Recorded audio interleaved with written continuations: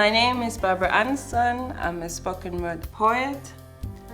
I think one of my favorite words is inspire, or to be inspired, which is not a word but a sentence. And I guess one of my not so favorite words is no.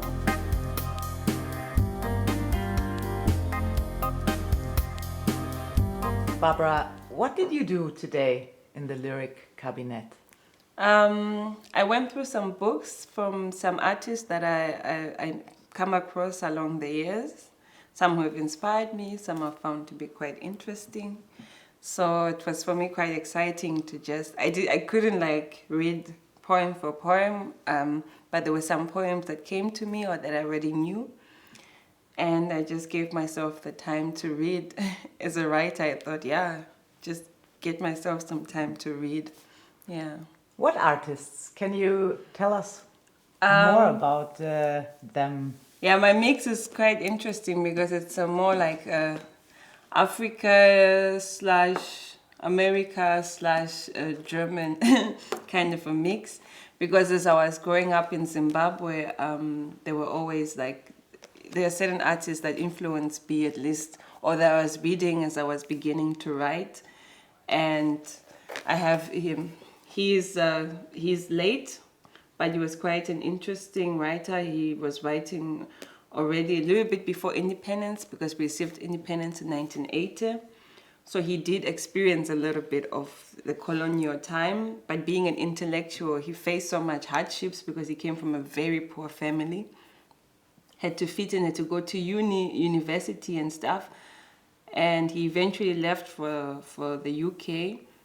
Had also quite some successful careers, but also some fall downs and letdowns.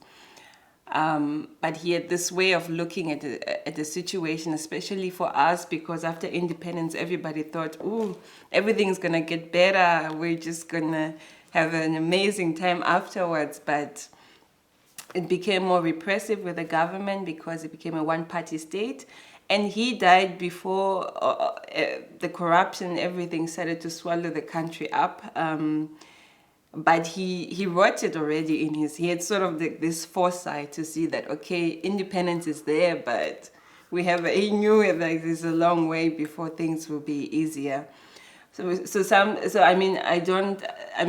his writing, I find it quite hard to understand, but with this perspective, I found him to be more of a visionary in his ideas of seeing more, not seeing what's on the ground.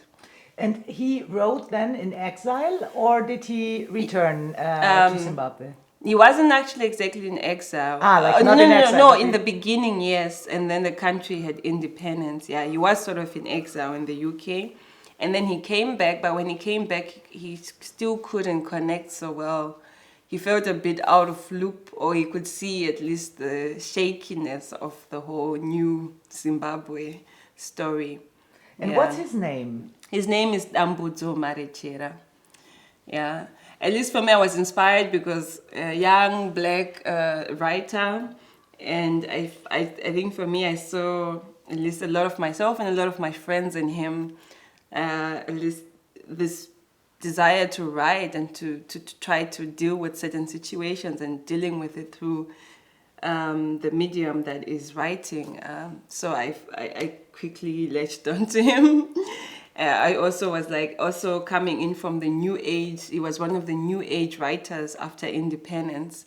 So a lot of young writers like me were looking up at different writers and trying to just find some kind of connection.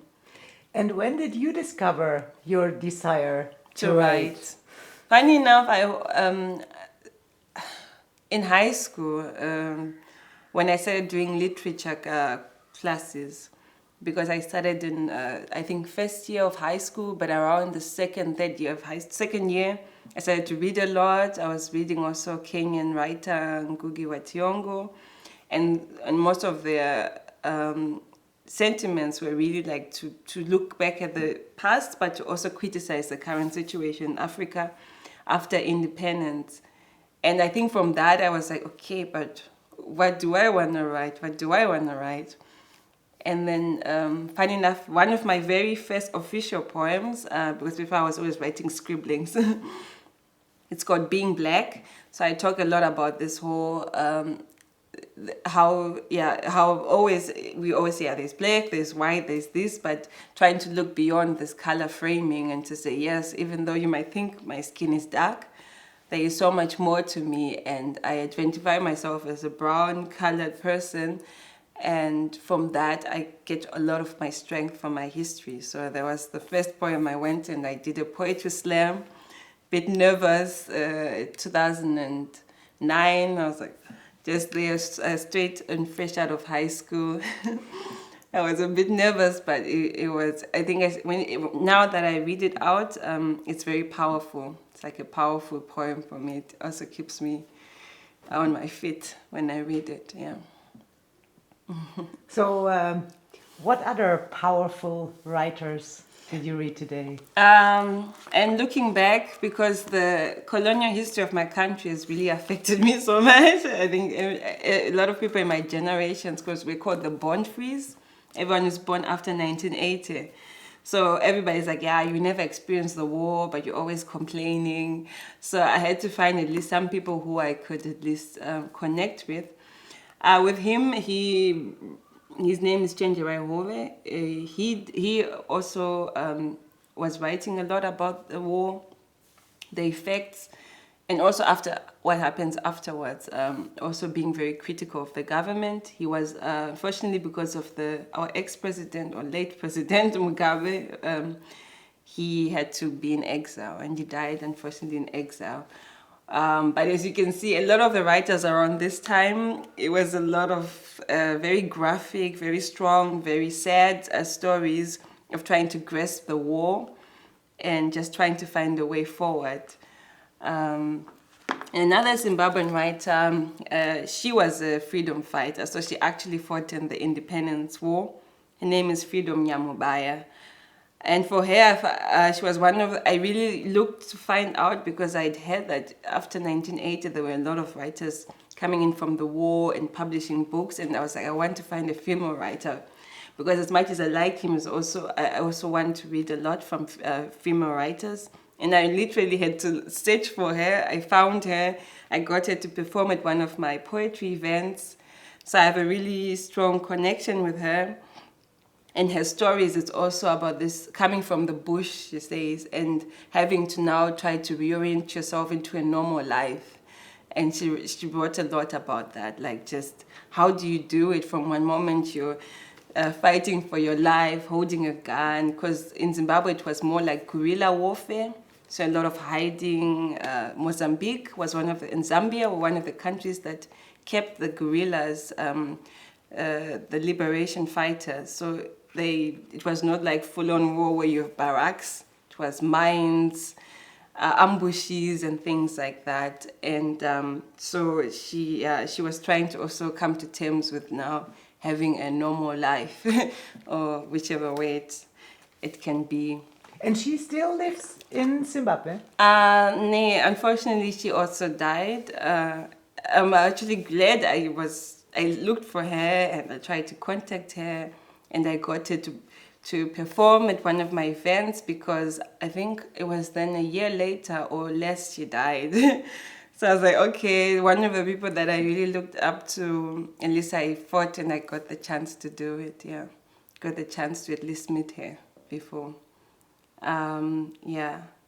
And apparently I seem to have a corner of dead writers. But I can say, the other one is Maya Angelou. For her, I hadn't read a lot from her, so that's why I also wanted to at least take this time to read to her, because I felt like some of her poems I knew very strong, and also I always looked up to her, because she's like a strong African-American woman who is also who was also kind of like looking at her history and also trying, I think everybody is almost trying to do that. You look at your history, you're trying to find a way forward, but you cannot just go forward without knowing the past. So I guess in a way, my table is basically just that. It's like looking at the past, but also trying to find a way to move forward. And I found that a lot with May Ayim, getting to know her story, because she was born here, mixed. Her father was from Africa, but she never knew him. She never knew her mother. She was adopted by a German family, so she also was trying to deal with this issue of identity, which I've also been trying to deal with, also growing up in Zimbabwe, thinking, who am I? I didn't fight in the war. I didn't do this, but where do I stand? I have no power to control my environment. So I guess for me, it's issues on identity that also kind of caught me and brought me in. Yeah. And what was the last poem you wrote? It's a good one. It's funny enough, it's a German one. It's called Schmetterlinge und Sonnenschein. It was a bit of, I wrote it before, somewhere before August or so, so it's a summer poem. So I write about the search for love, like it can be anything. Love for any person, idea, and just trying to go there, to at least find this kind of love within one's imagination, or at least have the hope of finding the love or the search for the love. Yeah. And how is it going with writing a poem? Like, how is your work process? Do the words come to you, you write them down, and then it's finished? Or do you work for a long time? Do you rewrite? How is this happening? Usually it starts as an idea or an experience. Maybe I watch something, I observe something, or I just think, oh, it's a title. I just think the title comes to me. And then from this idea, I try to find the words then. Sometimes I even start like with 3 words. And like, and then from these 3 words, for me it's actually like a development. I sort of discover the poem.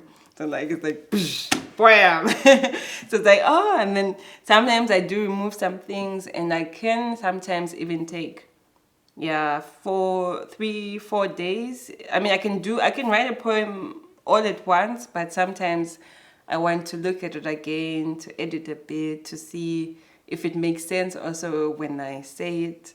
But sometimes when I started writing, I would write things and be like, what do you mean? I'm like, but don't you understand this? So it's like, and it's just looking more at the poem and then editing it a little. But I see, for me, writing is almost like an adventure, because I'm like, okay, step for step, what's at the next corner? And I have a story sometimes in my head, and I'm just waiting for a bulb to light. Ding! Yeah. And you have 3 languages, German, English, and Shona.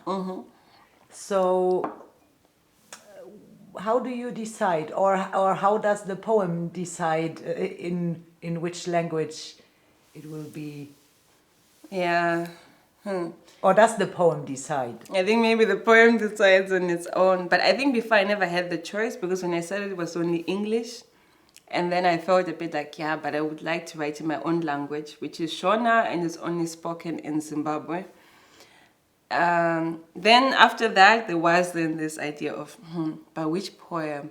And I think sometimes a poem just finds its way in a certain language because of the experience I've had. I wrote this one, it's called Ich lerne Deutsch. It's in German, so I was a bit having a stress with the whole situation of moving here to German, dealing with a lot of visa regulations and having to work, even though sometimes I have to work full time. Everything is sort of it's sort of formalized, and you have to do this and do this. So in a way, I wanted to be like, okay, I have to find some power for myself, because every time it's telling me, you have to do this, you have to do that. So I write like, I have to learn Joyce, or I'm learning German so I can buy some food in a store or something like that, just to at least have these feelings out. And that poem was just German. It just came out the way it was supposed to be, yeah. Yeah. And is there a poem, I mean, you are, for 5 years, you haven't been home now, or 4 years? Yeah. Almost. Are you writing poems also about Zimbabwe here? Do you think, like, I'm sure you think a lot about your home country, but yeah, is it also influencing your poetry, or are you more concerned with the current situation around you? Yeah, it influences me a lot because I think I'm a writer who deals a lot with memories and feelings and experiences. And memories are also a big part of my writing. And I wrote one which is quite funny. In Harare, there is a big secondhand market. It's like in a big tent with a big wall. So you get in and you walk, and there's like lots of rows and rows of clothes. You buy clothes for 50 cents, a dollar.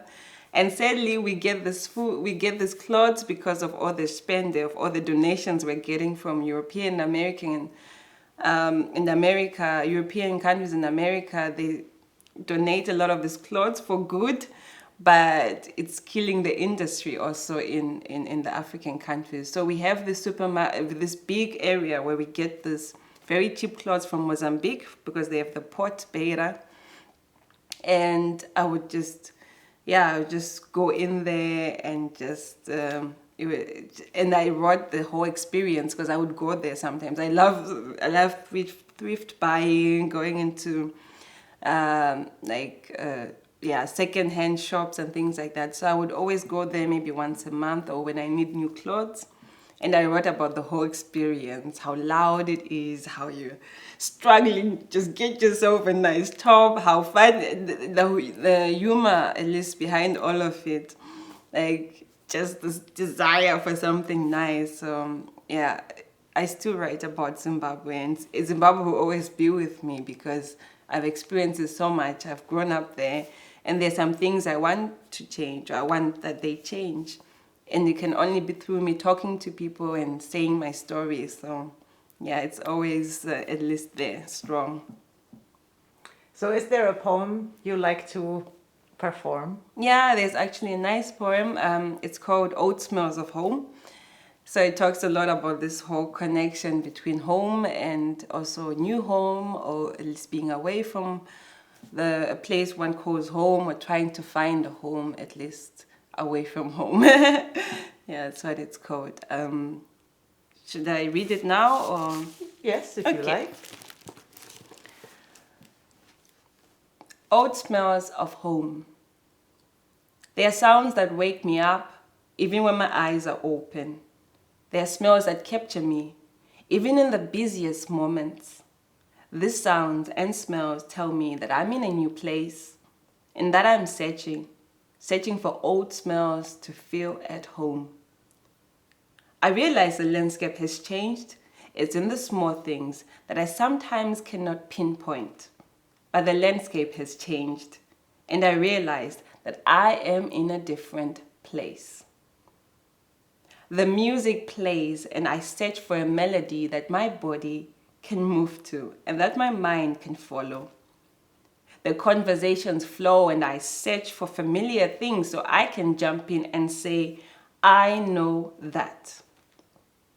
I realize the landscape has changed.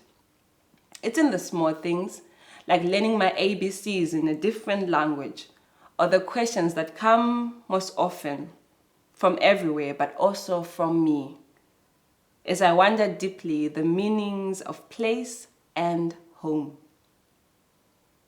The conversations flow, and I learn to say hello in a different language, all the while searching for a rhythm that can move me and that can turn my everyday into some kind of normal, a well-known routine.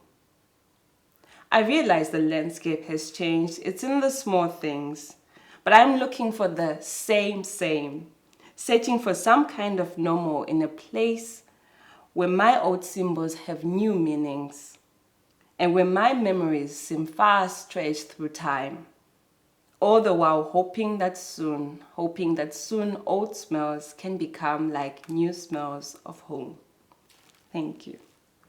Thank you very much.